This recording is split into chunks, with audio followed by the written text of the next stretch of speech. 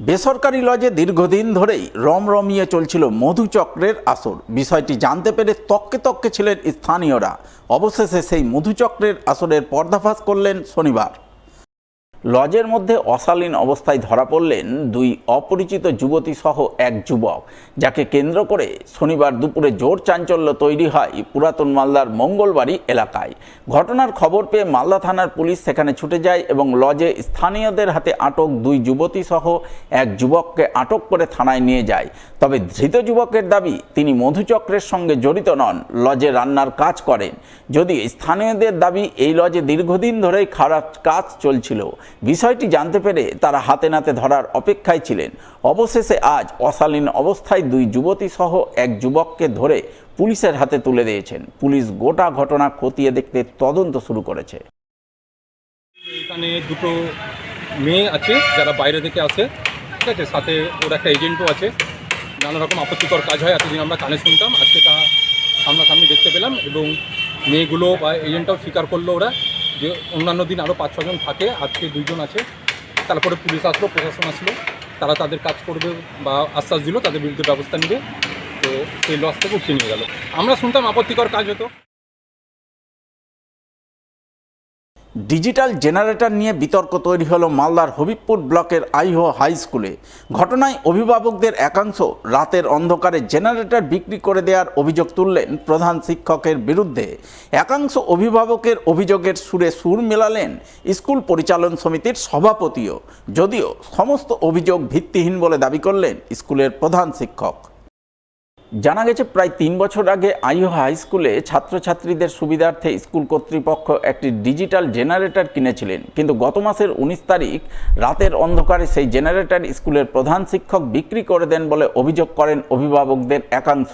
তাই তারা জেনারেটর ফিরিয়ে আনার দাবিতে প্রশাসনের বিভিন্ন মহলে অভিযোগ করেন। আমি হঠাৎ করে জানতে পারি, আমার ছেলে বাড়িতে গিয়ে বলে, বাবা লাইন চলে গেলে মানে পাখা ঘুরছে না, খুব কষ্ট হচ্ছে। আমি আবার বললাম যে কেন রে, সেটা স্কুলে তো জেনারেটর আছে, একটা বড় ডিজি আছে, আমরা এর আগে গার্জেন মিটিং হয়েছে, আমরা দেখেছি ছিল। তো বললো না, হঠাৎ করে 20 তারিখের পর থেকে দেখতে পাচ্ছি না। চিন্তা করলাম তাহলে খবর টবর নিলাম, দেখলাম যে 19 তারিখ রাত্রে এই স্কুল থেকে আউট হয়েছে। সে কীভাবে কী হয়েছে না হয়েছে সেটা আমরা জানি না। আমরা চাই যেন জেনারেটর ফিরে আসুক, বাচ্চারা শান্তিতে ক্লাস করুক। অভিভাবকদের তোলা অভিযোগের সুরে সুর মেলান আইহো হাই স্কুলের পরিচালন সমিতির সভাপতি সঞ্জয় বর্মনও। তিনি অভিযোগ করে বলেন, প্রধান শিক্ষক পরিচালন সমিতিকে কিছু না জানিয়েই জেনারেটর রাতের অন্ধকারে বিক্রি করে দিয়েছেন। তাই তিনি এই বিষয়ে প্রশাসনের বিভিন্ন মহলে অভিযোগ করেছেন। ছাত্রীর স্বার্থে এবং স্টাফদের স্বার্থে সেটি ব্যবহার করা হতো। লাইন লোডশেডিং হলে সেগুলো আমরা জেনারেটরটা ব্যবহার করতাম। সেই জেনারেটরটি হঠাৎ করে দেখি, আমি স্কুলে 20/8/2025 ভিজিট করতে এসে দেখি যে আমাদের স্কুলে জেনারেটরটি নেই। এই জেনারেটরটি সম্পর্কে যখন আমি বিদ্যালয়ের প্রধান শিক্ষক অভিযোগ মিশ্রকে জিজ্ঞাসা করি যে আমাদের স্কুলের জেনারেটরটি কোথায় গেল, সেই জেনারেটরটি সম্পর্কে তিনি কোনো উত্তর দেন না এবং আমাকে তাচ্ছিল্য ভাব করে ওখান থেকে বলেন যে আপনার এই সমস্ত বিষয়ে নাক গলানোই ভালো না। এই জেনারেটরের বিষয়ে আমাদের কারোর সাথে আলোচনা হয়নি এবং উনি আমার কাছে সূত্র মারফত খবর আছে যে উনি 19 তারিখে গত 19/8/2025 তিনি রাত্রি 10টা থেকে 10:30 নাগাদ জেনারেটরটি সরিয়ে দেন এবং তিনি কোথায় সরিয়ে দেন, কীভাবে সরিয়ে দেন তার পুরো হাদিস এখন পর্যন্ত পাওয়া যায়নি। সেই বিষয়ে আপনারা কেউ জানেন না? পরিচালন না, সেই বিষয়ে আমাদের পরিচালন কমিটি কেউ জানে না। এই বিষয়ে আমি বিভিন্ন জায়গায় লিখিত অভিযোগ করেছি। যদিও সমস্ত অভিযোগ ভিত্তিহীন বলে দাবি করেছেন আইহো হাই স্কুলের প্রধান শিক্ষক অভিজিৎ মিশ্র।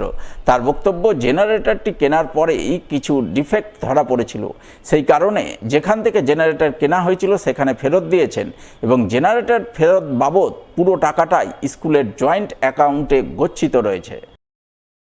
জেনারেটর সংক্রান্ত যে ব্যাপারটা উনি বলেছেন, জেনারেটর আমাদের ছিল, কেনা হয়েছিল ছাত্রদের সাথে এবং সবার সঙ্গে কথা বলে। এবার জেনারেটরটা কেনার পরেই জেনারেটরটা ডিফেক্টিভ বেরিয়ে যায়। তারপরে বেশ কিছুদিন চলছে, রিপ্লেসমেন্ট হচ্ছে এবং একটা কথা হয়েছিল যে ফিলান্থ্রপিক অর্গানাইজেশন বা ওয়েল উইশারদের কাছ থেকে টাকা পেলে পরে আমাদের অ্যাকাউন্টে, যে অ্যাকাউন্ট থেকে আমরা নিয়েছি সেই অ্যাকাউন্ট থেকে আমরা রিইম্বার্স করে দেবো। তো তাতে করে একটু সময় লেগেছে, কিন্তু পরবর্তীতে ওই ডিফেক্টিভ জেনারেটরটাকে রিটার্ন করে দেওয়া হলো এবং আমাদের যে অ্যাকাউন্ট থেকে টাকাটা বেরিয়েছিল সেই অ্যাকাউন্টে কিন্তু টাকাটা পুরো ঢুকে গেছে। এটাই হচ্ছে কোনো জেনারেটর সংক্রান্ত ঘটনা। জেনারেটর ছিল কিন্তু ডিফেক্টিভ হয়েছিল, সেটা রিটার্ন করে দেওয়া হয়েছে এবং পুরো টাকাটা আমাদের অ্যাকাউন্টে ঢুকে গেছে। এখন এই বিষয়ে আমার যা বলার, উনি আরটিআই করেছেন, আমি জানিয়েছি উনি আরটিআই করেছিলেন। আরটিআই কাগজ এইটা আমি সবটাই জানিয়েছি, ঊর্ধ্বতন কর্তৃপক্ষকেও জানিয়েছি। মুখ্যমন্ত্রী মমতা বন্দ্যোপাধ্যায়ের স্বপ্নের সবুজ সাথী প্রকল্পের সাইকেল বিতরণ পর্বের শনিবার শুভ সূচনা হলো মালদায়। এদিন মালদার ইংরেজবাজার ব্লকের খাসকোল হাই স্কুলে সবুজ সাথী প্রকল্পের সাইকেল বিতরণ পর্বের সূচনার ছবি নজরে আসে। সাইকেল বিতরণ পর্বে হাজির ছিলেন মালদা জেলা পরিষদের সভাধিপতি লিপিকা বর্মন ঘোষ, জেলা মাধ্যমিক বিদ্যালয় পরিদর্শক বাণীব্রত দাস, খাসকোল হাই স্কুলের প্রধান শিক্ষক ব্যোমকেশ সরকার সহ অন্যান্যরা। এদিন তারা সকলে মিলে স্কুলের নবম শ্রেণীর মোট 157 জন ছাত্রছাত্রীর হাতে সবুজ সাথীর সাইকেল তুলে দেন এবং ছাত্রছাত্রীদের পড়াশোনা চালিয়ে নিয়ে যেতে উৎসাহিত করেন। আজকে ইংলিশবাজার ব্লকের মিরকি অঞ্চলে খাসকোল হাই স্কুলে মাননীয় মুখ্যমন্ত্রীর স্বপ্নের প্রকল্প সবুজ সাথী প্রকল্পের মাধ্যমে আজকে খাসকোল হাই স্কুলে ক্লাস 9 এর ছাত্রছাত্রীদের হাতে প্রায় 157 জন ছাত্রছাত্রীর হাতে সাইকেল তুলে দেওয়া হলো। প্রথমে আমি অসংখ্য ধন্যবাদ জানাতে চাইব মাননীয় মুখ্যমন্ত্রীকে, তার এত সুন্দর স্বপ্নের প্রকল্প যে গ্রামগঞ্জ থেকে যে সব ছাত্রছাত্রীরা তারা যেন তাদের পড়াশোনাকে ধারাবাহিকতা অব্যাহত রাখতে পারে, তারা সেইভাবে যেন রাস্তায় যেন চলাফেরা করতে পারে, যেন স্কুল থেকে বাড়ি ফিরতে বা বাড়ি থেকে স্কুলে আসতে তাদের যেন খুব সুবিধা হয় এবং তাড়াতাড়ি যেন তারা যাতায়াত করতে পারে। তার জন্য মাননীয় মুখ্যমন্ত্রী তাদের হাতে এই সুন্দর একটা সাইকেল তুলে দেওয়ার চেষ্টা করেছে।